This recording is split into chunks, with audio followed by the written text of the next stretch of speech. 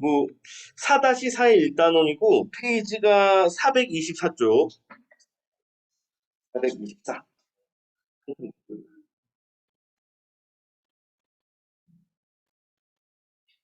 그래 쳤어? 오케이, 자 시작하자. 체인은 광장이라는 작품인데 이 작품이 진짜 무지하게 길고 장편이거든. 무지하게 길고 무지하게 어려워. 이게 어려운 이유가 되게 철학적인 내용들이 되게 많이 담겨 있어. 이 문제가 뭐냐면 이 작품의 주인공이 전공이 철학이야. 그래가지고 되게 어려워. 근데 아니야. 그나마 여긴 좀 쉬운 게 실려 있는 게 이 모양이야. 어, 진짜 어려운 파트는 너무너무 어려워. 광장이 시험 문제 자주 나오거든. 자주 나오는데 문제 나오면 진짜 와 내용 파악이 거의 너무 어려워. 자, 일단 제목이 광장인데 광장은 아주 넓은 곳이잖아. 그치, 광장 무척이 넓은 곳이야. 그럼 반대말도 있을 거 아니야. 꽉 막힌 공간. 뭐라고 하지? 우리 명탐정 코난 보면 자주 나오잖아. 무슨 살인 사건 해가지고. 그렇지. 밀실이라는 게 있지. 그치. 그래서 여기서 여기서 개념이 이제 광장과 그다음에 밀실이라는 개념이 대립적으로 사용돼. 밀실. 광장은 이제 넓은 공간이니까 이게 공적인 공간, 공공의 공간, 공적인 공간인데 반면에 밀실 같은 경우에는 이제 좀 반대편이니까 이게 사적인 공간이 되겠지. 개인의 자유를 누릴 수 있는 사적인 공간. 이런 의미가 있어. 일단은 뭐 제목은 맞고 밑에 읽어볼게. 자, 이 작품은 남과 북의 이념적 대립 상황을 그려낸 1960년대 소설이다. 이걸 주셔서 남과 북의 이념적 대립 상황 이걸 그리고 있다. 혹시 이데올로기라는 말 들어봤어요? 이데올로기? 사상이라는 뜻이거든. 사상 이념이라는 뜻이야. 어, 단어 뜻은 좀 알고 넘어가자. 이데올로기라는 표현이 나오면 이데올로기 그러면 사상 혹은 이념 이런 걸 때 뭐 우리나라는 민주주의 이념을 가지고 있지. 민주주의 이데올로기가 있는 거고 북한 같은 경우는 공산주의 이데올로기지. 사회주의 이데올로기가 있는 거야. 자, 인물이 처한 상황과 인물이 겪는 내적 갈등, 그러니까 혼자서 고민하는 거지. 이런 것들을 살펴보고 우리 민족이 처한 분단 현실을 이해하며 작품을 감상해보자. 자, 앞부분 줄거리 들어가서 평범한 대학생이던 명준 정도 인물이 나왔으니까 확인 좀 하고 명준인데 얘가 대학생인데 이게 철학과 대학생이야. 그래서 어려워. 자, 월북한 아버지 때문에 아버지도 상관없이 월북했다는 게 뭔 소리야? 뭐 하면 월북했다는 뜻이야. 북한으로 넘어가 버렸어 아버지가. 자, 그래서 치안 당국에 끌려가 고초를 겪은 뒤 풀려난다. 고문당했던 거지. 아버지 때문에 고문당했어. 자, 남한 사회의 환멸을 느낀 명주는 남한 사회에 환멸을 느꼈으니까 이제 남한 사회에 대해서 부정적인 걸 느끼겠지. 마이너스. 자, 명주는 애인인 윤애를 남긴 채 윤애 인물인데 이게 윤애 애인이었지. 근데 윤애를 남긴 채 자신도 월북을 해버려. 사랑하는 사람 남겨두고 애인 남겨두고 월북한다는 얘기 이게 진짜 사랑입니다?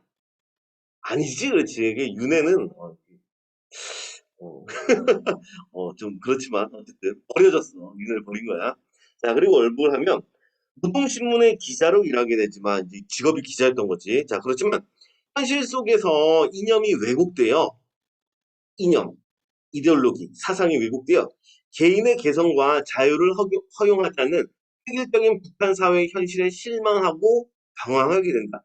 자, 그러면 다시 여기 획일적인 북한 사회도 내모치고 북한 사회. 자, 여기도 긍정이야, 부정이야, 이제. 부정적이 되는 거지, 그렇지. 그러면 북한에 대한 태도가 좀 변했다는 걸 수 있지. 처음에 북한 건너갈 때는 북한이 좋다 싫다. 좋아서 건너갔는데 이제 싫어진 거야. 태도의 변화. 자, 그래 방황하게 된다.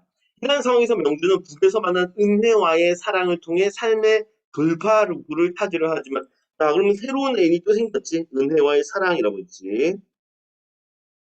얘, 은혜가 발레리나야. 발레리나.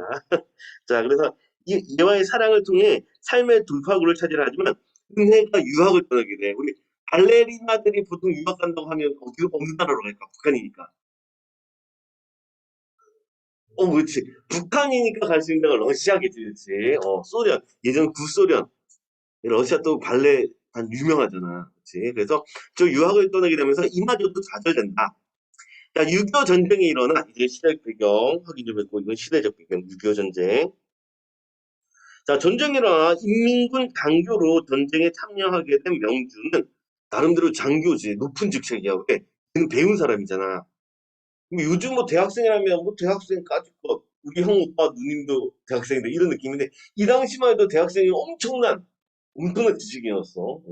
자, 그래서 인민군 장교로 전쟁에 참여하게 된 명주는 간호 장교가 되어 참전한 은혜를 만나게 된다. 은, 은혜가 원래 러시아 유학을 갔었잖아. 중국, 소련으로 유학을 갔었는데, 조국이 전쟁 중인데 어찌 공부하고 있겠냐 이러면서 이제 전쟁에 다시 참가한 거야. 간호장교가 되어서. 자, 그러나 은혜는 명준의 아이를 가진 채 맞서서 죽어버렸어. 그리고 명준은 포로가 되어 포로 송환을 위한 심사를 받게 돼. 자, 일단 뭐 포로 송환이라는 어휘 밑에 보니까 송환이라는 표현. 포로나 불법으로 입국한 사람을 다음에 요주자 본국으로 다시 돌려보내는 일. 요걸 송환한다고 해.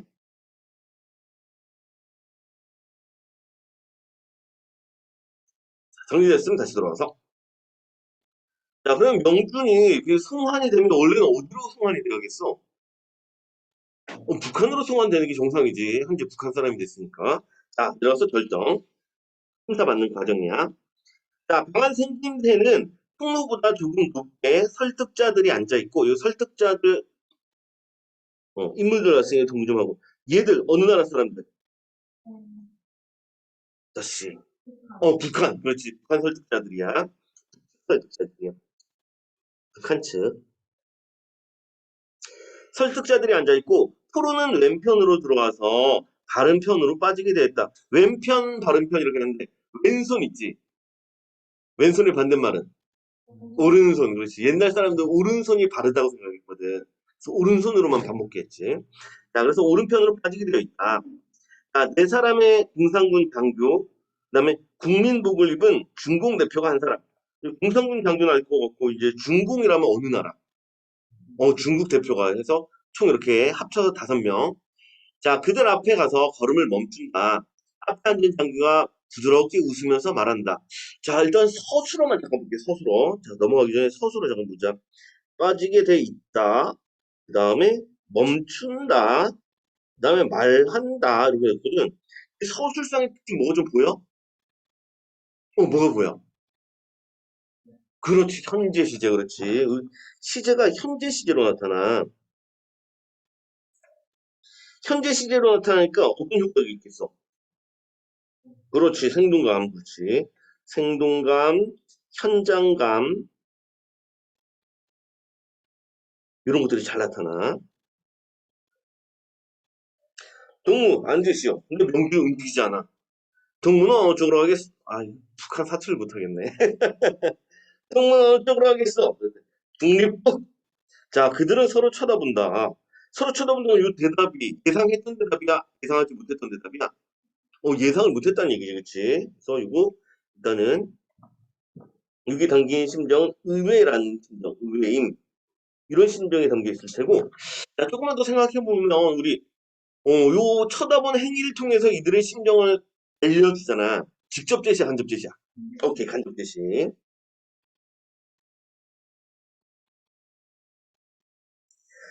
자, 앉으라고 하던 장교가 윗몸을 테이블 위로 바싹 내밀면서 좀 다가오면서 이제 말해. 공무, 중립국도 마찬가지 자본주의 나라요. 금전인가 범죄가 우글된 낯선 곳에 가서 어쩌자는 거예요? 그러고 있어. 자, 일단은 얘들이 말하는 이 방법들, 이 특징을 좀 봐야 되는데, 일단 이거 좀, 줄 좀 쳐놓을게. 자, 중립국도 자본주의 나라다. 그런데 금주인과 범죄가 우글대는 낯선 곳이다라고 했어. 그래서 얘들을 설득하는 북측의 논리, 첫 번째 논리가 이제 자본주의 국가의 부정적 측면을 제시를 했어. 어떤 측면이 있는데? 굶주림과 범죄가 우글된다는 내용이지. 굶주림과 범죄가 우글된다. 참, 너도 중립국이란 표현 들어봤어? 응, 말 그대로 중립이 나라지. 자본주의도 아니고, 공산주의도 아니고, 중립을 지켰던 나라, 중립국.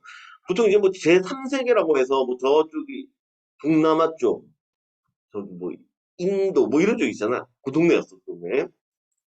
자, 그런데 다시 한 번 더 중립국 그러고 있지. 자, 일단 이 대사가 계속 반복되니까 얘 좀 보자. 중립국. 이 표현이 반복되고 있는데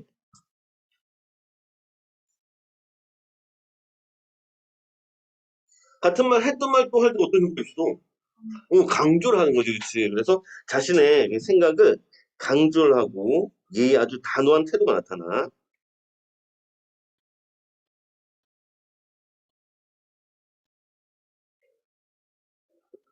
한번 생각하시오. 돌이킬 수 없는 중대한 결정이란 말이오. 자랑스러운 권리를 왜 포기하는 거요? 여기서 말하는 자랑스러운 권리는 뭐 하는 거? 그렇지, 북한 가는 거 얘기하는 거지. 북한에, 그치? 북한은 부산행정이 난다. 북한으로 가는 거.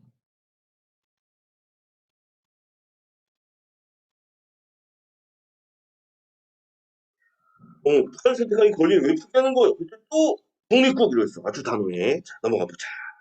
페이지 넘어가서. 자, 명진이 중립국을 선택한 배경 이런데 남한 싫어졌지. 그치? 남한 싫어졌어. 아빠 때문에 고문받으러 왔잖아. 다음에 북한도 싫어졌지. 그렇지. 이념, 우리 자유도 없는 공간이야. 그래서 결국 중립국을 선택했어. 그래서 뭐 중립국을 선택한 이유, 요건 좀 잘 봐주도록 하자. 중립국을 선택한 이유. 대표. 남북한 어디에서도 진정한 삶을 살기 어렵다고 판단했기 때문에 남북 모두 실망해서 밑으로 나와서 가에 나타난 갈등 양상이라는데 여기서는 이제 갈등 양상이 이제 외적 갈등이 해당돼 외적 갈등 영준이랑 그다음에 북한 측 설득자들 있지 얘들 간의 갈등이 해당돼 북측에서는 일로 와 근데 명준은 싫어 이러고 있으니까 외적 갈등 자 일단 북측의 설득 방식 나중에 한꺼번에 정리하도록 하자 일단 여기 이건 볼게 여기서는 자본주의의 부정적 측면 즉 군주림과 범죄 우두되는 무시다 이렇게 설득을 했어 자 넘어갈게 자, 다음, 나. 자, 이번에는 그 옆에 앉은 장교, 다른 장교가 낳는다. 응답했어. 동무, 지금 인민공화국에서는, 북한에서는 참전 용사들 위한 연금 법령을 내려서 연금 주겠다는 얘기지. 연금도 준대.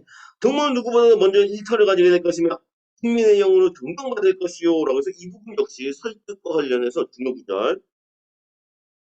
참전 용사들 위한 연금 법령이 나왔고, 그 다음에 누구보다 일터를 가지게 될 것이다. 직업도 가질 수 있고 마지막 존경도 받게 된다라고 설득하고 있어. 그래서 두 번째 북한에서 누릴 수 있는 혜택을 제시하고 있는 부분. 자 전태민은 동무가 돌아오길 기다리고 있어. 고향의 초목도 동무의 개선을 반겼고요. 초목이라는 풀과 나무들도 반긴다는 얘기지. 의인법, 의법. 자 주도에도 또 중립국. 그들은 머리를 물고 소곤소곤 상의를 했어. 이 상의한다는 얘기는 어떻게 설득할 것인가 상의를 하고 있겠지. 자, 처음에 말하던 장교가 다시 입을 연다. 동물 심정도 잘 알겠어. 오랜 프로 생활에서 제국주의자들의 간사한 게임 수에 유혹을 받지 않을 수 없었다는 것도 용서할 수 있어. 혹시 오랜 프로 생활을 잡혔으니까 프로 생활했겠지. 제국주의자들의 간사한 게임 수에 유혹을 받다는데 요 제국주의자들한테 제국주의 어느 나라일까? 그렇지 미국 얘기하는 거지, 그렇지? 우리 북한에서 미제놈들 뭐 이런 식으로 표현 쓰잖아. 자, 그래서 자 미국인들의 간사한 게임에 유혹을 받지 않을 수 없었다는 거, 유혹을 받을 수밖에 없었다는 것도 용서할 수 있다. 그런 염려 하지 마시오. 공화군 동무의 하찮은 잘못을 탓하기보다 동무가 조국과 인민에게 바친 충성을 더 높이 평가하고 일체의 우북행위는 없을 것을 약속하고 동무는 똥점점 독립국 이렇게 잘라버렸네. 자, 그럼 이 부분도 이제 설득 논리에 해당되는데, 자, 여기 이제 중요한 건 이 부분. 일체의 보복행위는 없을 것을 약속하고 6절이 되겠지. 요게 바로, 어, 설득 논리 3번이고, 잘못을 탓하지 않는다. 그리고 보복이 없을 것이다. 이런 내용들이 이제 세 번째 근거로 들었어. 논리로. 그런데 또 중립국. 자, 중국 대표가 날카롭게 뭐라고, 중국어로 뭐라고 욕을 했겠지. 설득하던 장교는 증오에 찬 눈초리로 명주를 노려보면서 내뱉었다. 좋아! 이 진짜 좋다는 얘기 아니지? 그치? 그래, 그래, 봐라, 가라, 이런 뜻이야. 자, 눈길을 방금 도어를 열고 들어서는 다음 포로에게로 옮겨버렸다. 다시. 눈길을 옮겼어. 이 눈길은 누가 눈길을 옮겨버린 거야? 오, 설득자겠지. 장교겠지. 장교가 다음 포로로 눈길을 옮겨버린 거야. 이게 명준한테 더 이상 관심이 없다는 뜻이지. 자, 그래서 여기 다음 포로 나왔으니까 체크 좀 하고, 다음에 옮겨버렸다라고 했는데, 이 주체는 설득자들.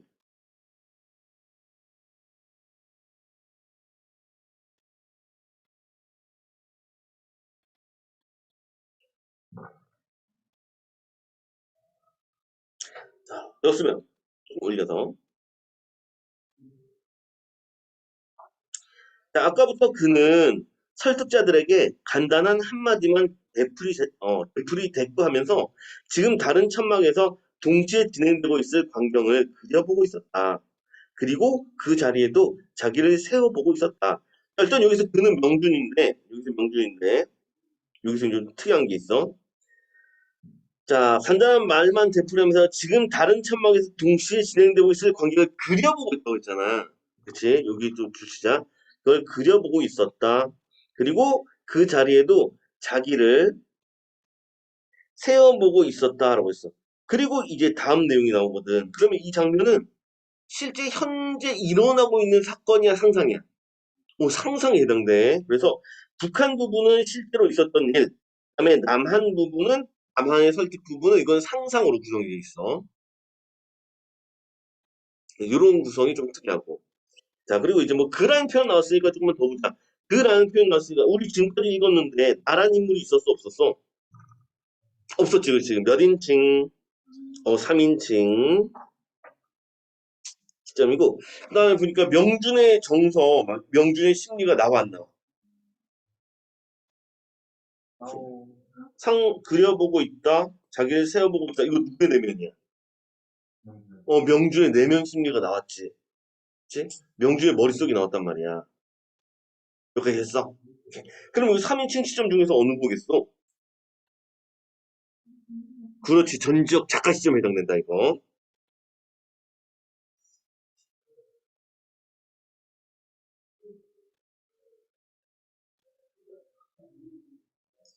자, 자네는 어딘 출신인가? 점점점. 서울이고. 알면서 왜 물어봤어, 이 새끼. 그런 거 아니야? 저기, 항상 그, 뭐지? 신문 받을 때도 당신 이름 뭔가? 이런 거 있잖아. 똑같은 거야. 다 알고 있으면서 물어봐. 자, 설득자는 앞에 놓인 선을 지적하면서 자, 중립국이라는 게 막연한 얘기예요. 대나라보다 나은 또 어디 있겠어요. 외국에 가본 사람들이 한결같이 한 얘기지만 밖에 나가봐야 조국이 소중하다는 걸 안다고 하잖아요. 당신이 지금 가슴에 품은 울분 나도 압니다. 대한민국이 과도기적인 여러 가지 모순을 가지고 있다는 걸 누가 부인합니까? 라고 했어. 그러면 지금 대한민국의 문제점이 있다 없다? 있다고 인정하고 있어. 대한민국의 문제점을 인정을 했어. 자, 그러나 대한민국엔 자유가 있습니다. 인간은 무엇보다도 자유가 소중한 것입니다. 당신은 북한 생활과 포로 생활을 통해서 이등으로 그것을 느꼈을 것입니다. 인간은 누리고 또 얘기를 했어. 자, 그러면 지금 남한 측 설득자가 이게 되는 근거, 뭐가 중요하다? 자유가 중요하다. 그렇지. 여긴 자유가 있다는 얘기지. 그렇지. 그래서 여기 주시자.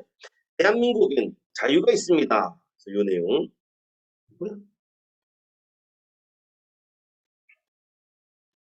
그래서 남아춘 논리 첫 번째 자유를 강조해서 이념을 내세우고 있어요. 자유라는 이념.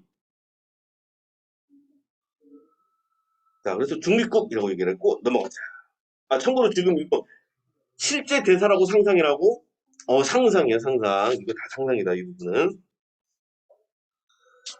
자, 다음 넘어서 중립국의 상적 의미라고 하는데 이건 이념, 즉 이데올로기의 갈등이 없는 거. 그렇지? 민주주의도 아니고 공산주의도 아니니까 이념의 갈등이 없는 것이고, 그다음에 인간의 진정한 삶이 실현되는 공간이 아닌 단지 이념이 배제된 공간이라는 뜻이 있어. 그래서 여기 줄쳐놓자. 일단은 이념의 갈등이 없는 공간이자, 여기 이념이 배제됩니까? 여기 좀 신경 쓸 거는 진정한 삶은 된다 안 된다? 안 되는 거예요. 어쩔 수 없는 선택이 되는 거예요. 어쩔 수 없는 선택. 갈 곳이 없어서 선택했다. 자, 그리고 중립국을 선택한 게 또 어떤 의미가 있냐? 남한도 싫은 곳이고 북한도 싫은 곳이라는 얘기지. 그래서 다음에 이것도 좋자. 음. 남북한의 정치 현실에 대한 비판 그런 의미를 갖고 있어. 이 작품 주제의식이기도 해. 남한과 정치 현실에 대한 비판. 잠깐 내려가서 자 여기 나온 이제 북한적인 설득 방식 요도 읽어만 볼게. 자 다양한 사회적인 혜택을 제시했는데 연금 준다고 했고 일터 갖게 될 것이고 그 다음에 존경을 받을 것이다. 요건 혜택이었고 그 다음에 불안감을 해소해 줬는데 잘못한 일이 있어도 탐정한 것을 높이 사기 때문에 보복행위가 없다. 이런 거였지. 보복행위가 없다. 자 다음에 남한 측이 설득한 방식 이념적으로 의의가 있다. 우리는 자유가 소중한데 이게 대한민국은 그래도 자유가 있다라고 이제 얘기를 하면서 설득했다. 자, 넘어가자. 다음 페이지. 그랬더니 아예 강요하는 건 아닙니다. 다만 내 나라, 내 민족의 한 사람이 타양 만리 이국당 중립국 같은 이런 곳에 가겠다 하니 동족으로서 어때 한마디 참고된 이야기를 안 할 수 있겠습니까? 우린 이곳에 남한 2천만 동포의 부탁을 받고 뭉칩니다. 한 사람이라도 더 건져서 조국의 품으로 데려오라는 점점점점 중립국. 당신은 고등교육까지 받은 지식인입니다. 조국은 지금 당신을 요구하고 있습니다. 당신은 위기에 처한 조국을 버리고 떠나버리랍니까? 여기 이제 여기서 또 설득을 하고 있지. 그래서 당신은 지식인이고, 그 다음에 조국이 당신을 요구를 하는데, 이 조국을 버리겠느냐라고 해서 그렇게 설득을 하고 있어. 그래서 여기에 나타나는 설득, 논리는 조국의, 나라에 대한 조국의 애국심이지. 요걸 호소했고, 그 다음에 지식인으로서의 책임감을 언급하고 있어. 조국에 호소했고, 그 다음에 지식인으로서의 책임감을 또 얘기했다. 그래도 중립국이야.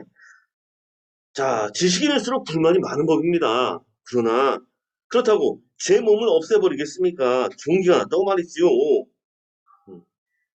당신 한 사람을 잃는 건 무식한 사람 열을 잃는 것보다 더 큰 손실입니다. 당신 아직 젊습니다. 우리 사회에 할 일이 태산 같습니다. 자, 일단 이 부분 또 설득 논리를 좀 살펴보면은, 어, 당시 한 사람 있는 건 무식한 사람 열을 잃는 것보다 더 큰 민족의 손실이고, 그리고 우리 사회에서 할 일이 태산같이 많이 있다. 당신이 할 일이 많다는 얘기지. 지식인으로서 할 일이 많다. 그래서 여기서 나타나는 설득 논리 3번 지식인으로서의 사명감 이걸 언급했어. 지식인으로서의 사명감. 당신이 매우 중요한 사람이고 할 일이 많다. 라는 사명감을. 자 그리고 여기서 이제 요 구절 잠깐 볼게. 여기 제 몸을 없애버리겠습니까? 종기가 났다고 말이지요. 라는데 여기서 조금 볼게. 여기 나온 제 몸에 해당되는 것. 이거 비유적인 표현이잖아. 그다음에 종기에 해당되는 것. 이 두 가지 의미를 좀 파악해야 돼. 자, 제 몸을 없애버리겠으면 종기가 되고 종기는 일단 문제점이 있지. 그치, 문제점이야. 그래서 이것은 이제 대한민국이 가진 가족이 이제 무슨 대한민국의 문제점을 얘기하는 거고, 그다음에 몸에 해당되는 게 바로 대한민국에 해당되겠네. 그러니까 의미 좀 기억해 놓자. 그리고 이 구조에 관련해가지고 이제 그 작은 걸 없애려고 큰 걸 없애버리는 상황이잖아. 그래서 이럴 때 쓰는 표현들 빈대 잡으려고 속초가 상간 태운다. 그런 수법 들어갔어. 오케이. 사소한 거 없애려고 큰 거 없애버릴 때. 다음에 교각사루라는 표현이 있는데 교각사루,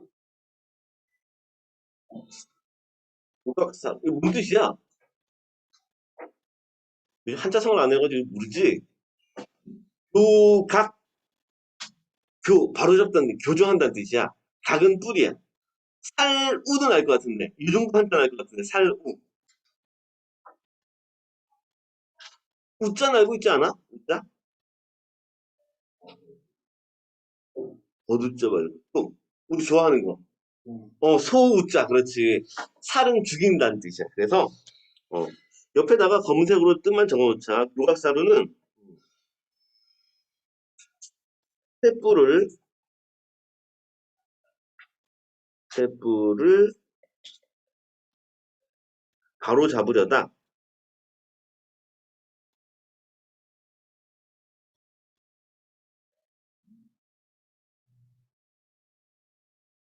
소를 죽인.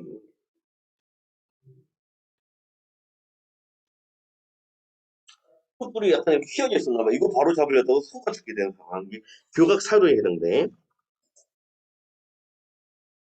동의했나? 오케이. 자, 다음 또 넘어가자. 자, 난 당신분은 나이를 약간 더 먹었다는 의미에서 친구로서 충고하고 싶습니다.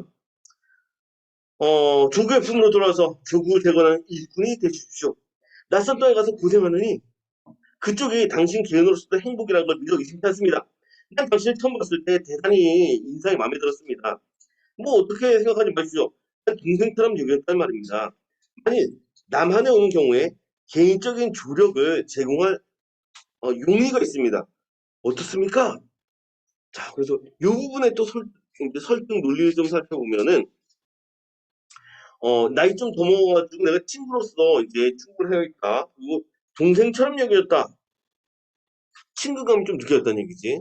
그러니까 내가 개인적인 조력을 제공할 용의도 있다. 라고 얘기를 하고 있지. 여기서 이제 이걸 다시 한번 정리하면, 자, 네 번째 논리에 해당되고, 개인적인 감정의 호소를 했고, 동생 같아. 다음에 도움을 주겠다. 요게 이제 설득 논리 네 번째에 해당되겠어.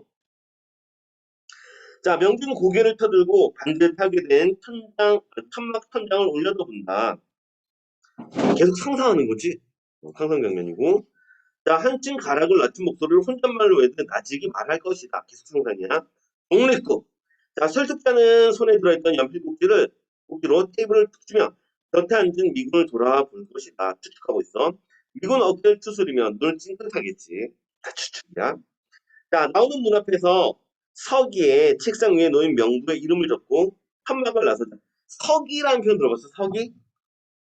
글 적어준 사람들이지. 글 쓰는 사람 서기. 다음 명부. 명단. 그렇지. 명단 적힌 장부. 자, 명부의 이름을 적고 천막을 나서자. 그는 마치 재채기를 참았던 사람처럼 몸을 벌떡 뒤로 젖히면서 마음껏 웃음을 터뜨렸다. 눈물이 찔끔찔끔 번지고 침이 걸려서 킥킥거리면서 그의 웃음은 멎지 않았다. 자, 우리 부분. 에서 신경 써서 볼 건 요 웃음. 밑에도 나와 있네. 요 웃음. 밑에 있는 웃음은 같은 웃음인데. 별표임 치고. 실제로 속마음 보면은 이게 이게 이게 속이 좋아 안 좋아? 안 좋지, 그치? 그래서 실제 마음은 부정적인데 행동은 웃고 있어. 그래서 요 실제 마음과 이 행동 간에 괴리감이 나타나. 괴리감. 그리고 이런 웃음 좀 안 좋은 웃음이잖아, 그치? 냉소, 조소 이런 웃음에 해당돼. 냉소, 조소.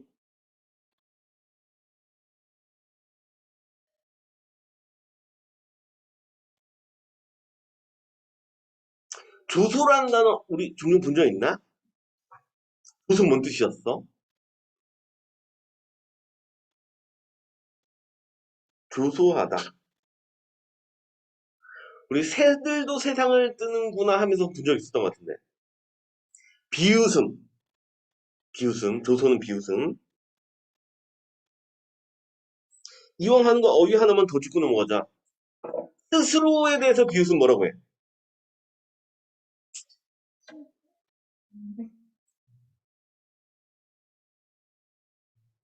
스스로를 뜻한 한자. 어, 자, 비웃음이니까 비웃음? 자조. 자조. 자조라는 어휘도 알아둬야 돼. 이거 기출에도 나왔지? 알아둘 거. 자조라는 단어가 있는데, 자조. 그러면 스스로에 대한 비웃음이야. 스스로에 대한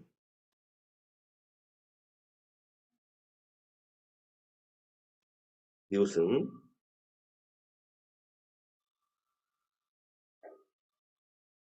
뭐 그런 거. 내가 뭐, 그렇지 뭐. 에이, 내가 하는 게 다 그렇지 뭐. 이런 느낌 있지. 그런 거 이제 자조라고 얘기해. 자, 그래서 왼쪽 날개 부분 보면, 오, 여기, 어쭈그리? 오, 어쭈그리? 어허, 아하. 이거 좀 따라가 보자. 여기 왼쪽 날개. 중립구 따라가서 이거 보자. 자, 설득자들의 입장에서 봤을 때 명준의 태도, 말, 듣지도 않고 있지? 그치? 그래서 이럴 때 쓸 때, 마이동풍이라는 표현, 그 다음에 우이독경이라는 표현, 여풍과이, 이거는 진짜 듣기 힘들다. 자, 최소한 이 두 개는 좀 봐주도록 하자. 마이동풍, 이거 두 가지 자주 나오거든. 마이동풍. 동풍이 말의 기회를 스쳐간다는 뜻으로 남의 요구. 남의 말을 귀담아 듣지 않고 지나쳐 흘리다. 이게 마이동풍. 그다음에 우이독경도 비슷해. 속이 경읽기라고 하는데 속이 경읽은 걸 알아들어 못 알아들어? 못 알아듣지. 안 듣게 된 상황이야. 그래서 마이동풍, 우이독경. 이렇게 설득자들 입장으로 봤을 때 태도했는데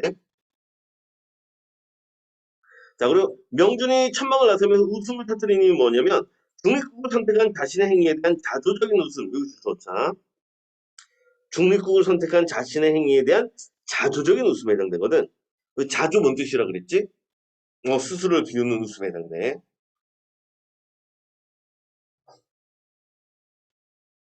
자, 정리했으면 결말 넘어가자.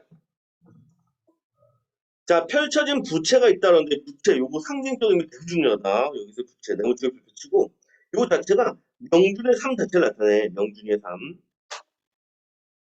요것을 상징하는 게 부채에 해당돼.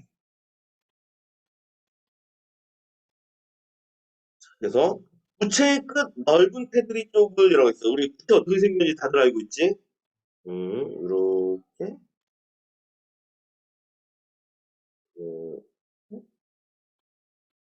어, 이렇게 생겼으면 지금 어느 부분 얘기하는 거냐면 넓은 부분이니까 이쪽 부분 얘기하고 있는 거야. 부채 끝 넓은 테두리 쪽. 요거. 자, 이쪽을 철학과 학생 이명준이 걸어간다. 이거 옛날 얘기하고 있지? 그치? 그 학생 때 얘기하고 있어. 그러니까 지금 우리가 이 부채가 명준의 삶이라고 그랬는데 이 부분 넓지. 그치? 선택권도 넓은 거야. 여러분들이 바로 이런 상황에 해당되겠지. 여러분들의 미래는 이제 알 수가 없잖아. 무지하게 넓은 선택의 가능성이 있어. 이 중에 누가 대통령이 돼 있을지 누가 알겠어. 그치? 누군가는 우주선 타고 있을 수도 있다, 이 중에. 자, 그래서 부채 끝에 넓은 테두리 쪽을 철학과 학생 이명규에 걸어가고 있어. 가을이다. 겨드랑이에 낀 대학신문을 꺼내 들여본다. 자, 우리 잠깐 넘어가기 전에 위에랑 여기를 좀 비교해 볼게. 자, 파란색으로 다시 들어가서 어디 갔니? 여기 웃음을 터뜨렸다. 터뜨렸다. 다음에 웃음 멋지 않았다. 라고 했어. 요건 시제가 또 물로 나와. 뭐뭐 했다 꼴이니까. 이거 과거로 나왔지, 그치? 여기는 과거였고. 다시 지금 이 부분 보니까 걸어간다, 가을이다, 들여다본다 이렇게 나오지. 다시 무슨 시제야? 현재 시제로 이게 시제의 변화가 있다는 게 특징이야, 이 소설은. 시제가 달라지고 있어. 이것도 좀 신경 써줘. 시제의 변화. 맙소사. 시제의 변화했는데 시리가 켜졌네. 누리 휴대폰. 겨드랑이, 자, 겨드랑이에 낀 대학심을 꺼내 들여다본다. 약간 자랑스러운 듯이, 좀 우월의식이 있어. 나는 신문 보는 대학생이야. 이런 느낌. 자, 여자를 깔보지는 않아도 알 수 없는 동문이라고 여기고 있다. 여자의 속마음은 선생님 지금도 모르겠다. 가끔 와이프가 화를 내는데 이유를 잘 몰라. 미쳐버리겠어. 넘어가고. 자, 남아치의 설득 방식 2번. 일단 조국이 나왔었지. 그래서 위기에 처한 조국. 지식인의 명주를 필요로 한다. 조국을 강조했고, 지식인으로서의 사명감 얘기했어. 명준이 민족을 위해서 해야 할 일들이 있는데 아주 많이 있다. 그다음에 개인적인 감정이 호소했어. 친구로 친구하고 싶다. 첫인상이 마음에 들고 동생같이 느껴진다.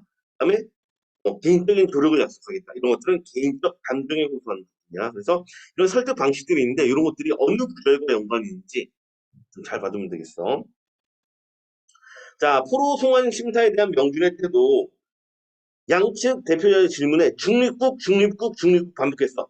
그 그 외에 다른 질문에 대답도 안 해. 그래서 다음 이유식 전사 태도가 되게 단호해. 단호한 태도로 이렇게 거부를 하면서 그다음에 중립국으로 가겠다는 또 강한 의지에 더 해당돼.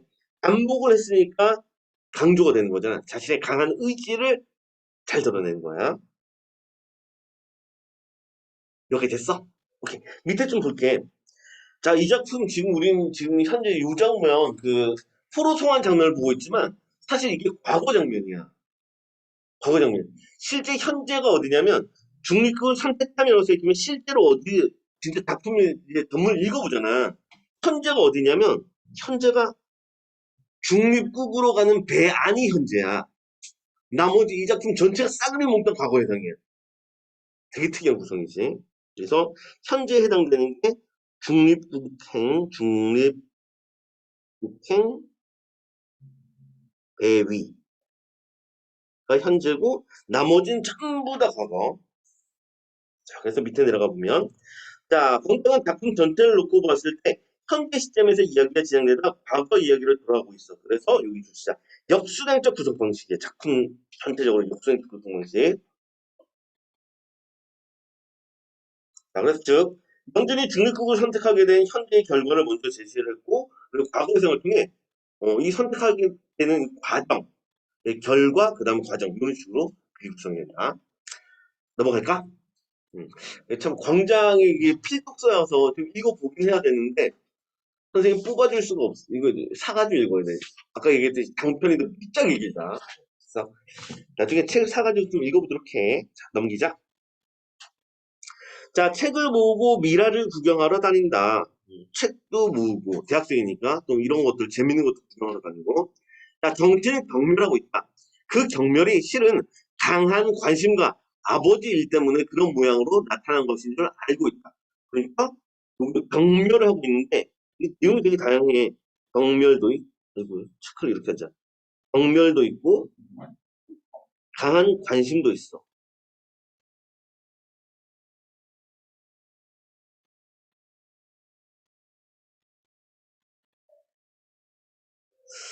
자, 아버지 때문에 나중에 싫어졌게 되겠지. 자, 경멸이 강한 관심과 아버지 때문에 그런 모양으로 나타난 것을 알고 있다.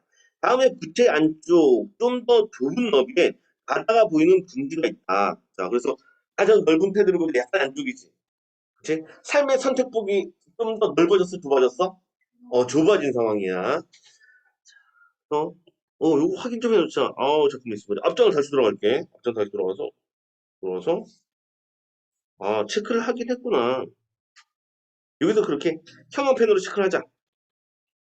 형광펜으로 부채의 안쪽 좀 더 좁은 너비 부분까지 넘었어. 자, 바다가 보이는 분지가 있다.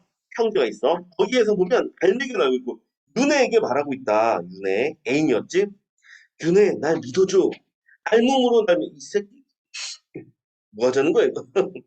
자, 그래서 이제 윤혜를 사랑을 하긴 하는데, 이게 애인이긴 한데, 이게 진짜 진심으로 사랑한다기보다 그냥 육체적인 사랑 수준이었던 거지.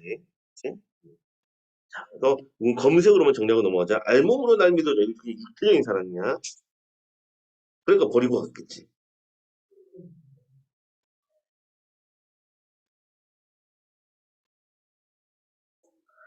자, 고기 썩는 냄새가 역한 배 안에서 물결에 흔들리다가 깜빡 잠든 사이에 유토피아의 꿈을 꾸고 있는 자신이 있다. 자, 이 구절도 보면은 그 배경이 어디로 나왔냐면 고기 썩는 냄새가 역한 배 안 이렇게 나와 있거든. 이 장면이 어디냐면 북한으로 밀항하는 장면이야. 북한으로 밀항하는 장면. 진짜 윤혜에게 말을 했는데 윤혜가 말을 들어줬겠냐고.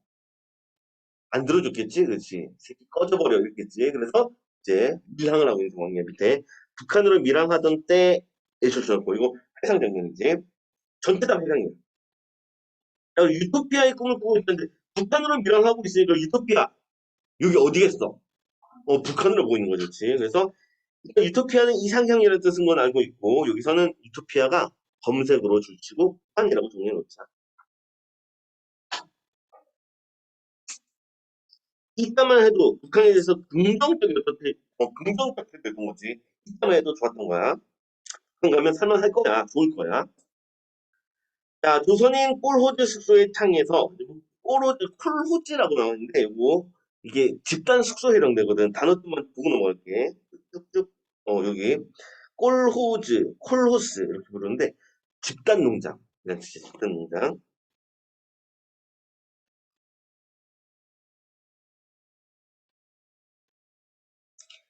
자, 이 숲을 향해서 불타는 저녁노래의 힘을 부러운 듯이 바라보고 있는 그도 있다.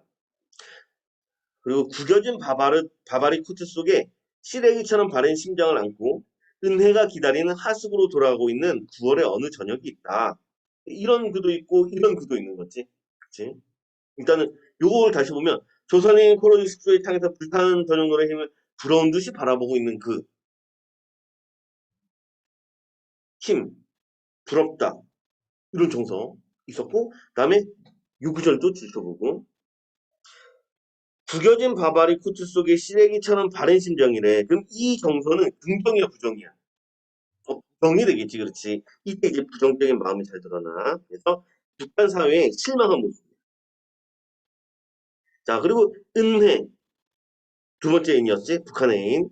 은혜가 기다린 하숙으로 돌아오고 있는 9월의 어느 저녁이야. 자, 도의 뒤통수를 부딪히면서, 도의, 문이지. 문의 뒤통수, 아이고, 이런 거, 뭔지 알고 있지? 뒤에다가, 쾅쾅 들어부딪히고 있는 거야. 자, 그러면서 악마도 되지 못한 자기를 언제까지나 웃고 있는 그가 있다. 자기를 웃고 있는 거지. 그치? 자기를 비웃고 있는 거야. 그래서 요 웃음은 비웃음에 해당되고, 우리 아까 전에 자기를 비웃을 때, 이럴 때 어휘 뭐라고 한다고? 자조가 나타나는 거지. 이렇게 자조하는 자신도 있었어. 자, 그의 삶의 터는 부채꼴 넓은 데서 점점 안으로 오므라들고 있어. 점점 삶의 폭이 좁아지고 있어. 선택폭도 좁아지고 있어. 그 행복, 희망도 마찬가지로 줄어들고 있거든. 그래서 여기서 요것도 주시자. 행복이나 희망도 줄어든다. 자, 그리고 마지막으로 은혜와 둘이 안고 둥글던 동굴이 그 부채꼴 위에 있었어. 이제 부채꼴 부분에. 요것도 체크해놓고 넘어가자. 아이고, 이거 아니고. 부채꼴 위. 이거 주자. 또 좁아진 공간이지. 사람이 안고 뒹구는 목숨의 꿈이 다르지 않느니 다 똑같아. 그리고 참고로 요 식구를 인용한 건데 이거 물러도 된다. 자, 어디선가 그런 소리도 들렸다. 그는 지금 북태의 사북자리에 서 있다. 자, 마지막 공간이네. 사북자리 이것도 들추었고. 자, 사북자리가 어디냐면 부채의 가장 좁은 부분이 있지. 그 부분을 사북자리라고 얘기를 해. 그리고 어휘 좀 읽고 넘어가자. 어휘 사북자리. 자, 밑에 보면 사북. 접었다 폈다는 부채의 아랫머리나 가위 다리가 교차된 곳에 박아 돌적이처럼 쓰이는 물건이라고 했어. 그래서 딱 교차 부분. 여기를 사북자리라고 얘기해. 어딘지 느낌 들어와? 오케이. 뭐 그림, 선생님 그림 보기 싫잖아. 그치? 안 그래도 되지? 부채가 딱 만나는 딱 그 부분.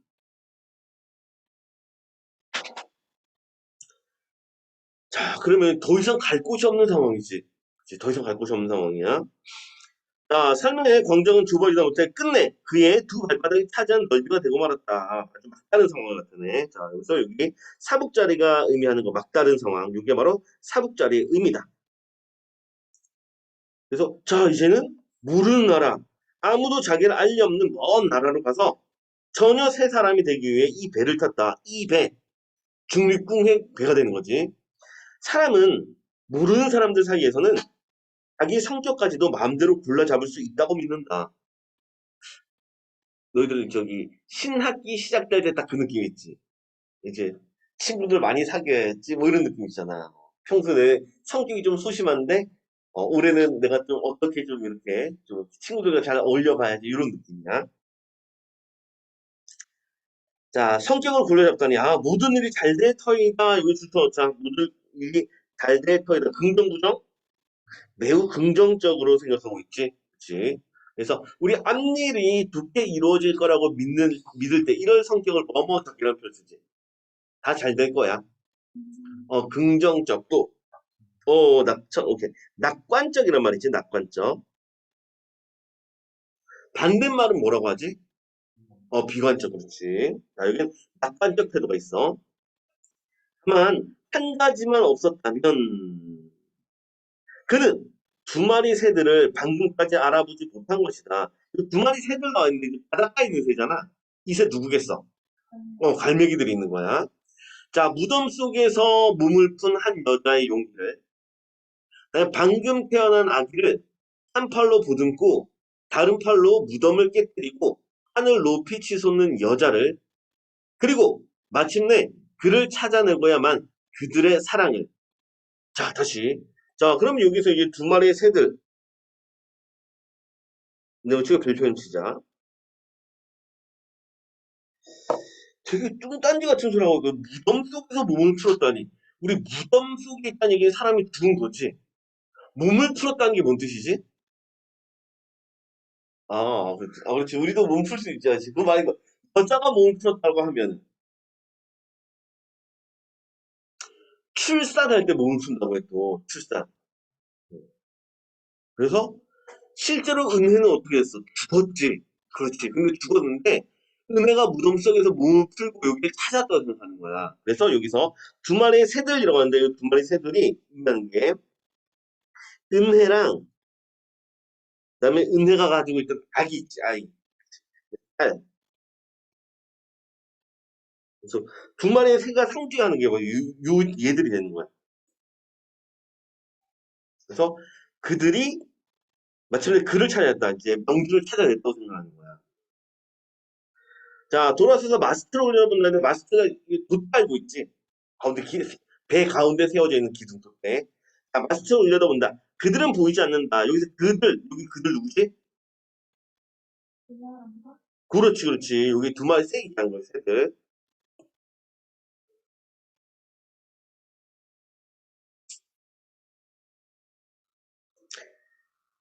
자, 이제 새를 이제 그들이라는 표현을 쓰는 거야.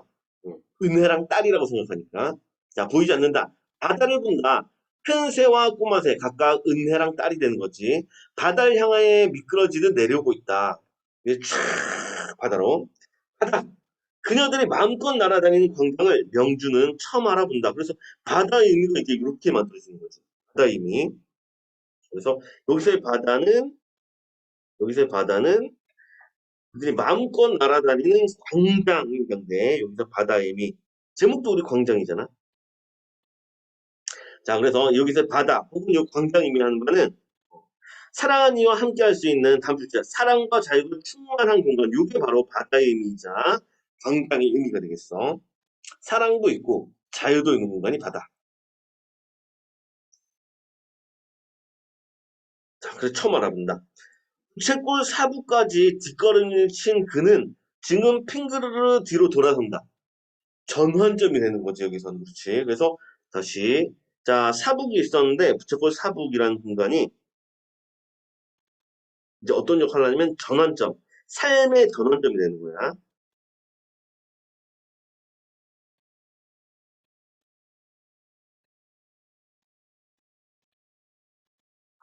자, 그리고 제정신의 눈에 비치는 푸른 광장이 거기 있다. 여기도 광장이라는 표현이 있잖아. 그래서 앞에 나왔던 바다랑 같은 의미가 되겠어. 음. 명준이 남과 북에서 착각했던 여기 탐된 공간. 그래서 바다를 푸른 광장이라고 표현했고, 사랑과 자유가 충만한 공간이자 참된 공간이 바로 바다, 푸른 광장이 돼.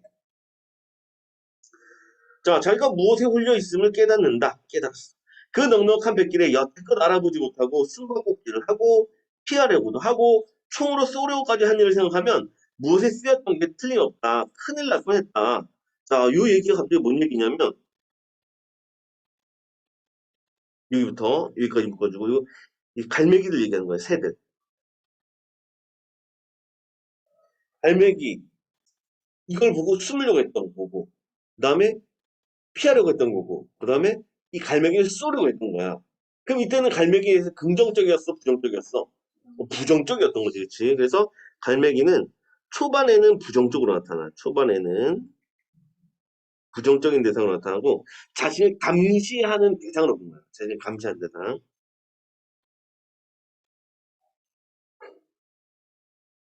이런 부정적인 미터가 있었어. 그랬던 건 자신이 이제 뭔가 씌웠다는 얘기지. 큰일 날 뻔했다. 큰 새, 작은 새는 좋아서 미칠 듯이 물속에 가라앉았듯이 팍 스치고 지나가는가 하면 되돌아오면서 그렇다고 한다. 무덤을 이기고 온 못 잊을 고운 각시들이 손짓해 부른다. 내 딸아, 비로소 마음이 놓인다. 이 새가 은혜랑 딸이란 걸 이제 알고 나서 이제 마음이 놓이게 되는 거야. 자, 옛날 어느 벌판에서 겪은 신내림이 문득 떠오른다. 얘 신내림 받았나 봐. 자, 그러다 언젠가 전에 이렇게 이 배를 타고 가다가 그 벌판을 지금처럼 떠올린 일이, 그리고 딸을 부르던 일이, 이렇게 마음이 놓이던 일이 떠올랐다. 다시 읽어봐. 여기 벌판에서 겪은 신내림이 있었지. 요 일이 떠올리고 있어. 벌판에서 겪었던 신내림. 자, 그때 언젠가 전에 배를 타고 가다가 벌판을 떠올렸던 일이 있었던 거야. 배를 타고 가다가 벌판을 떠올리는 일이. 그리고 딸도 불렀고, 그리고 마음이 놓이던 일, 이런 것들이 이제 떠올렸어. 자, 그리고 거울 속에 비친 남자가 활짝 웃고 있다. 거울 속에 비친 남자가 바로 명준이거든. 그래서 여기 가루를 묶어주고. 자, 현재 이 남자가 명준인데 마음의 평화를 찾았다는 걸 알 수가 있어. 딱 갈매기가 은혜랑 아이다. 은혜랑 딸이다. 요것만 딱 느끼고 있어요. 마음의 평화를 찾게 된 거야.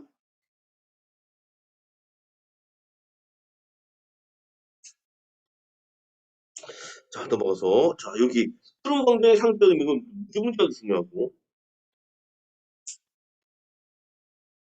광장 나오면 서술형 문제로 잘 나오는 게 얘니까. 자, 20답 읽어보면 은혜와 딸을 표상하는 상징하는 새들이 자유롭게 날아다니는 바다를 일으켜 즉 다음 주 시작 이념이 배제되고 사랑과 자유가 공존하며 그다음에 개인적인 삶과 사회적 삶에 공존하는 참된 공간 요 내용들을 다 써야 돼. 이념이 배제됐다. 사랑과 자유가 공존한다. 그다음에 개인적인 삶, 사회적인 삶, 즉 사적인 것과 공적인 것 이런 삶이 공존하는 참된 공간 이게 바로 푸른 광장입니다. 자, 다음 밑에 거울 속에 비친 남자는 누구이며 활짝 웃는 이유는 뭐냐라고 하는데 그 남자는 명준이었고 웃고 있는 이유는 이거 보면 은혜와 딸이 마음껏 날고 있는 공간에 몸을 던질 결심한 후 마음이 편해졌기 때문에 거의 스포 수준이에요. 스포 수준. 명준이 그럼 어떻게 할 거라는 얘기야? 그렇지 그렇지. 자결한다는 얘기야. 통당. 넘어가자. 그다음에 여기 이제 부채에 담긴 명준의 삶이 있는데 요거 각각의 구절에 따라서 요거 의미가 되게 중요해. 여기서 부채는 명준의 삶을 나타내고 쭉 묶어주고 자 처음에 여기 넓은 딸이 있을 때는 대학 시절 그다음에 2번 약간 좁아진 부분은 열북한 이후의 삶 다음 3번 더 좁아진 부분은 전쟁에 참전하고 프로가 된 후 체제 선택을 강요받던 때에도 있고 마지막 4번 넘어가면 중립국으로 따르는 이제 현재의 처지자 사북자리 해당돼. 그래서 명주의 삶의 공간은 점점 줄어들었고 명주는 이제 더 이상 물러설 곳이 없는 삶의 극한점에 있다. 자 여기 중요한 거 줄치자 삶의 극한점 줄치고 1번 그다음에 새로운 삶을 모색할 수밖에 없는 다음 줄치 인식의 전환점 요거 2번 요 두 가지가 바로 무엇의 의미가 되겠어? 1번과 2번이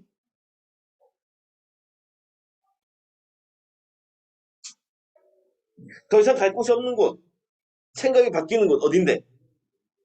부채의 어느 부분? 제일 끝에 있는 사북자리 얘기하는 거예요. 사북자리, 그치? 그래서 여기가 바로 사북자리의 의미가 되겠어. 사북의 의미. 두 가지.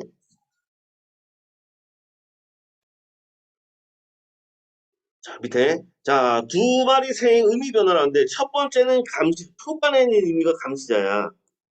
선상에서 맨 처음 바다새를 본 명들은 바다새를 감시자로 인식하고 불안감 느끼고 통으로 쏘려고 했어. 이때는 감시자로 인식해서 불안했고, 다음에 이제 은혜와 딸을 표성하는 이제 후반부로 넘어갔는데, 자, 시간이 흐르면서 점차 바다새로부터 죽은 해내, 그 다음에 태어나지 못한 다시의 딸의 모습을 발견하거든.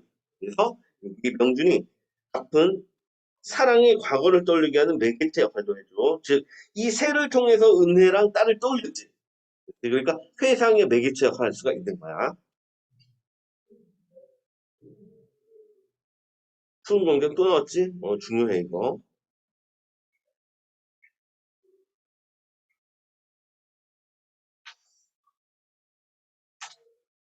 타입. 이상하다. 광장님이 반드시 외워주자. 넘어가고. 자, 이제 끝부분이 거의 다 끝났어. 자, 밤중. 자, 선장은 문을 두드린 소리에 잠자리에서 몸을 일으켰다. 선장님 나오셨지? 체크 좀 하고 넘어가자. 시간적 배경도 확인해놓고. 자, 얼른 손목에 찬 야광시계를 보았다. 마카오의 닷은 아직 일렀다. 무슨 일이야? 석방자가 한 사람의 행방불명이었습니다. 응? 지금 같은 방에 있는 사람이 친구여서 인원을 파악해봤습니다만 이 안에는 보이지 않습니다. 자, 선장은 계단을 내려가면서 물었다. 없다는 게 누구야? 슈터리 말입니다. 이명준이었어, 이명준. 그래서 요 구절도 중요 구절이어서 체크 좀 하자. 이쪽에서는 표현상의 특징이 되게 중요해. 우리 앞에서만 하더라도 명준이 뛰어내릴 거 생각을 했어 못했어. 못했거든. 물론 문제를 통해서 스포당하긴 했지만 안 들어갔는데 그래서 요건 이 바다로 투신했다는 것이 이것이 제3자의 말을 통해 들어가거든. 그래서 간접적으로 나타나 간접적으로 투신을 간접적으로 드러내는 게 바로 이 대사이던데. 자 그리고 이튿날 다음날로 넘어서 자, 타고르호는 흰 페인트로 말쑥하게 칠한 3톤의 몸을 떨면서 한 사람의 손님, 즉 명준을 잃어버린 채 물체처럼 빼곡히 들어찬 남중국 바다에 훈훈한 기운을 헤치며 미끄러져 간다. 흰 바다새들의 그림자는 보이지 않고 있어. 명준의 생각이 이걸 통해 들어왔었지. 그래서 명준의 의식의 투사물이라는데 무시하자. 자, 넘어가고 그림자는 보이지 않는다. 마스트에도 돛대에도 그 언저리 바다에도 이제 새들도 사라졌어.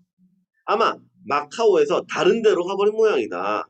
다른 곳. 아마 은혜랑 딸이랑 함께 할 수 있는 다른 곳으로 가버린 모양이다. 여기서 작품이 마무리가 됐다. 자, 됐고, 다음 나가서 이제 뒤에 아직도 이거 정리해야 되네. 자, 명주의 선택하는 의미, 중립국 이념의 갈등이 없는 공간이고, 바다라고 하는데, 이 바다의 의미는, 아까 봤던 거지. 이념이 배제되고, 사랑과 자유가 존재하며, 다음에 개인적 삶과 사회적 삶이 공존한 참된 공간이라는 의미를 두고 있어. 그리고 역시 뛰어내렸다는 것도 마찬가지로 이거 정치 현실을 비판하는 거야. 갈 곳이 없다는 의미니까. 남북한의 현실을 비판한다. 다음 안에 들어가서 자 명준의 투신의 의미와 그 한계라고 하는데 이 작품 긍정적으로 해석하는 것도 있고 부정적인 해석으로 보는 것도 있어. 자 먼저 명준의 투신 진정한 사랑을 성취하고 이별내기 허상에서 벗어나고자 하는 행위다. 라고 하면 긍정적인 의미가 되겠지. 그리고 이념 선택의 한계, 난 분단 상황에 대한 비판적 인식을 드러낸다. 위에서 봤던 내용이고. 자, 하지만 한계도 있다. 어떤 한계가 있냐면, 밑에만 주시자. 현실 도피적인 행동이다. 이게, 진짜로, 이 사회를 좀 뜯어 고치려고 했다면, 떠나지 말고, 죽지 말고, 문제를 해결하려고 했어야 되겠지. 근데 그걸 안 하고 뛰어내렸어. 그래서, 현실 도피적이라는 한계. 이 작품 문제점도 있긴 있어.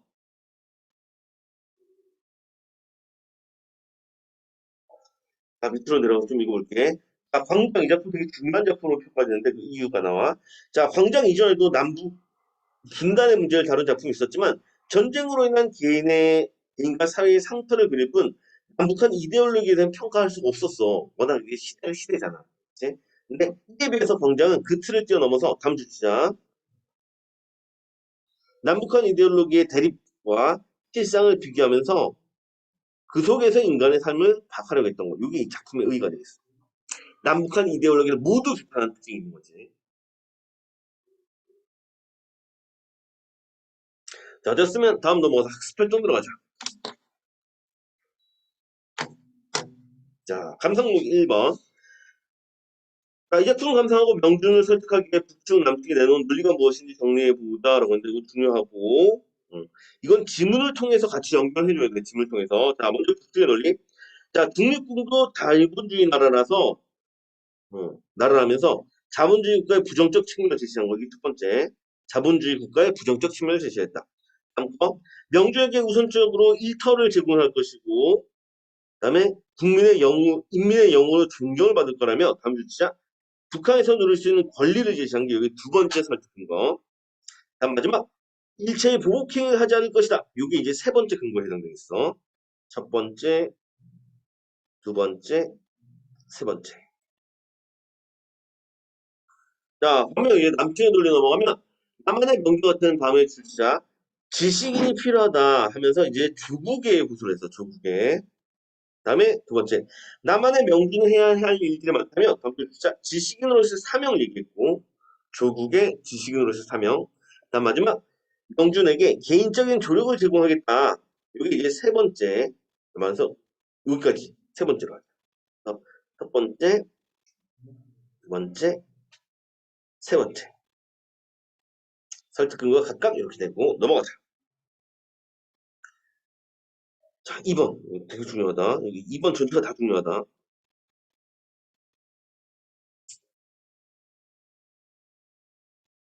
자, 명주의 처한 상황을 고려하여 작품 속의 소재의 의미를 파악하자. 그래서 부채랑 그다음에 사북자리가 있는데 부채랑 사북자리가 있는데 자, 부채는 진정한 광장을 찾아놨었던 명준의 삶의 모습 전체, 명준의 삶을 나타내는 게 부채고, 다음 사북자리, 명준의 현재 처지와 연관이 있고, 더 이상 물러설 수 없는 다음에 삶의 극한점, 그다음에 새로운 삶을 모색할 수 있는 인식의 전환점 이런 의미를 드는 게 사북자리에 해당돼. 삶의 극한점이다 인식의 전환점이다. 잘 정리를 됐지? 오케이 또 내려가서 자 다음 두 마리 새들이 의미하는 바 두 마리 새들 요거 뭐 봤던 거지. 자 명준이 북에서 사랑했던 애인이 은혜와 그 다음에 그녀가 임신하고 있던 아이 은혜와 아이 요게 두 마리 새들이었어. 자 3번 넘어가서 자, 다음은 이 작품의 서문이다. 앞부분인데 이를 참고해서 작품의 제목인 광장의 의미를 밀실과 비교하여 생각해보자. 서문. 자, 광장은 대중의 밀실이며, 사실 광장이라는 넓은 거는 대중들이 있는 밀실이며, 단 밀실은 개인의 광장이다. 개인의 공간이지. 밀실은 개인의 광장. 자, 그러면 여기서 광자가 밀실인데 얘들은 진짜 광장 자체만 밀실 자체만 의미하는 게 아니야. 왜? 광장은 대중의 밀실한 표현인 거지. 그치? 그래서 여기는 이 광장은 밀실의 성격, 즉 자유로운 공간이라는 의미도 함께 띠고 있고 다음에 밀실은 개인의 광장이다라고 했으니 이것도 넓은 의미를 띠고 있는 거지. 그치? 다른 사람과의 교류나 관계를 가질 수 있는 공간이어야 돼. 인간의 이 두 가지 공간에 어느 한쪽에 가둬버릴 때 그는 살 수가 없다. 그래서 함께 있어야 된다는 얘기야. 자, 그럴 때 광장에 폭동의 피가 흐르고 밀실에서 광란의 부르짖음이 새어나온다. 뭐 할 때? 가두어 버릴 때. 살 수 없을 때. 광장에서 폭동을 일으키는 거야. 밀실에서 미쳐버리는 거지. 자, 우리는 분수가 터지고 밝은 햇빛 아래 물꽃이 피고 영과 신들의 동산으로 치장된 광장처럼 광장에서 바다처럼 우람한 합장에 한몫 끼기를 원하며 다시 분수가 터지고 밝은 햇빛 아래 물꽃이 피고 영과 신들의 동산으로 치장된 광장이지.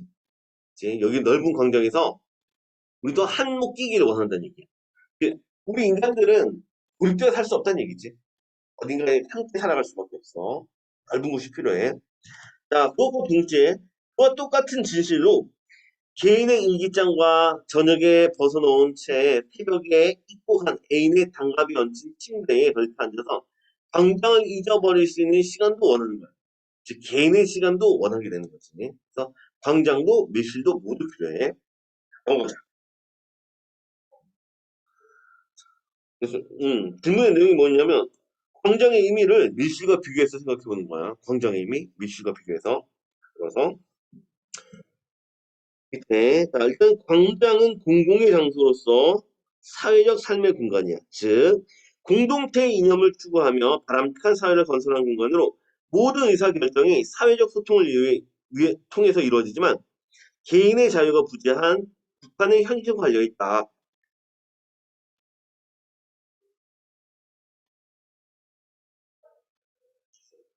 순수하게 광장만 있는 거야. 순수하게 사회적 삶만 있는 곳. 거기가 바로 북한이 되겠지. 거기가 광장. 자, 반면 밀실은 내밀한 공간, 개인적 삶의 공간. 내밀하다는 은밀하다는 뜻이야. 은밀한 공간이고 개인적 삶의 공간인데, 즉, 자, 개인의 삶의 행복을 추구하고 자유를 누리며 사랑을 나누는 공간으로 이는 자유롭지만 다음 주시게 이거야. 어디까지 갔니? 자유롭지만 사회적 소통이 결여된 남한과 연관된 게 바로 밀실입니다.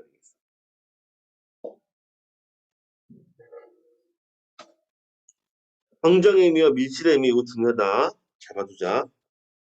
자, 광장은 공공의 장소고 사회적 삶의 공간이고 개인의 자유가 없는 북한.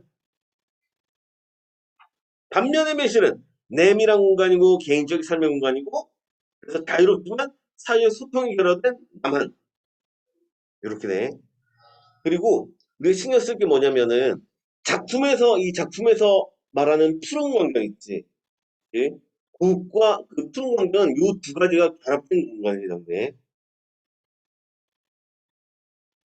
이해됐지? 예. 광장의 의미를 구분해줘야 되는 거야. 모든 걸 갖고 있는 광장이냐? 아니면 자유가 없는 광장이냐? 이렇게 두 가지를 구분해.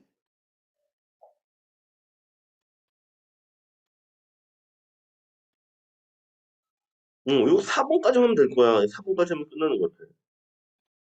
오케이. 자, 3번 읽어보자.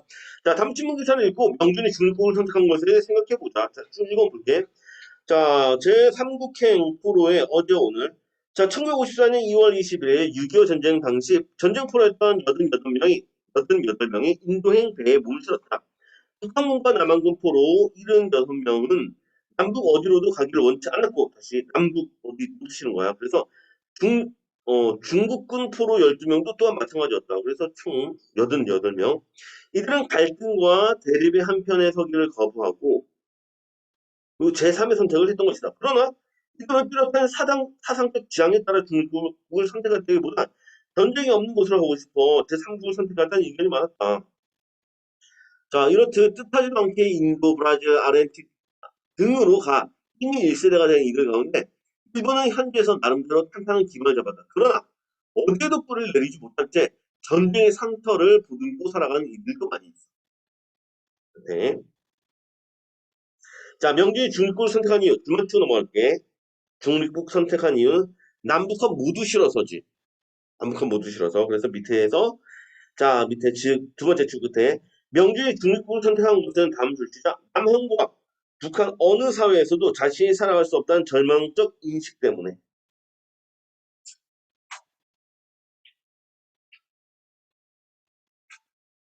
넘어가서 명주의 선택에 대해 자신은 어떻게 생각하는가, 뭐 잘했다 잘못했다 이런 뜻이 있겠지. 이건 진짜 이거 넘어간다. 자, 부정격. 자, 어딜 가더라도 자신이 생각하는 완벽한 이상이 없어. 그러니까 무조건 피하려 하지 말고 자신이 처한 상황에 최선을 다하고 현실의 삶을 보다 나은 방향으로 이끌어나가기 위해 노력해야 돼. 라고 볼 수 있겠지. 다음에 긍정적 입장. 명주는 남북 어디에도 희망이 없다 생각하고 중립국을 선택했거든. 이는 이데올로기 협상, 그다음 대립에서 벗어나기 위한 행동이다. 이렇게 판단할 수도 있어. 됐다. 이거 더 이상 볼 게 없어. 다 됐다. 광장은 여기까지 끝. 이거 마찬가지로 뒤에 문제들은 다 풀어보도록 해.